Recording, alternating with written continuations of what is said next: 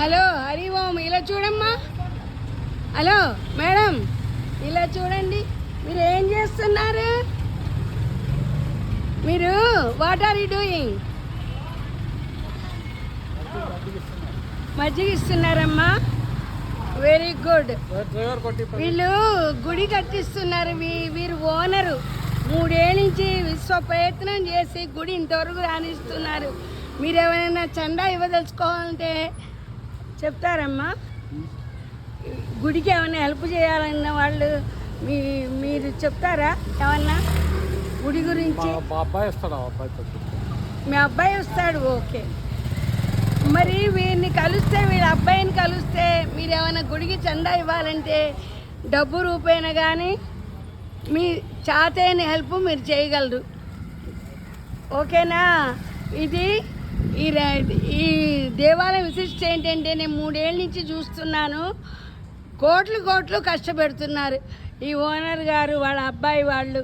అది 3 ఏళ్ళ నుంచి అమ్మా ప్రయత్నం, 7 ఏళ్ళ నుంచి ప్రయత్నం చేస్తున్నారు.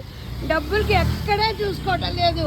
ఒక్క స్తంభము ఎంతమ్మా? ఒక్క స్తంభం, ఈ ఒక్క స్తంభము 3 లక్షలట. అదిగో ఓనర్ గారు వాళ్ళ అబ్బాయి చెప్తున్నారు. ఇదిగో కష్టపడే వాళ్ళకే ఇది మజ్జిగ. ఎందుకంటే వీళ్ళు మజ్జిగ అలాగా వాళ్ళకి ఇస్తున్నారు, వాళ్ళు సేవలు చేస్తున్నారు. హరి ఓం చెప్పండి అమ్మా బాబు. మజ్జిగ తాగే వాళ్ళు హరి ఓం చెప్పండి. హరి ఓం చెప్పు. జై శ్రీరామ్. హరి అన్న, విష్ణు అన్న, జై శ్రీరామ్ అన్న ఏకస్వరూపం. ఓకే, జై శ్రీరామ్. నేను ఉండంగా ఈ గుడి రావాలని నా కోరిక. మీరెవరన్నా ఏదైనా హెల్ప్ చేయాలనుకుంటే ఈ గుడికి వచ్చి కనుక్కుంటే మీకు వివరాలన్నీ తెలుస్తాయి. నాకు తెలియదు.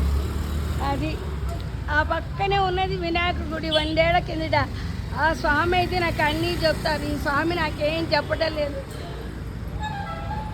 అది ఉంటానమ్మా. చాలా బాగా పనులు జరుగుతున్నాయి. 3 కోట్ల వరకు ఖర్చు అయింట. ఒక్క రాయి 15,000 ఎంతో అయితే, ఇదిగో ఈ రాయి ఎంతో తెలుసా? 15,000.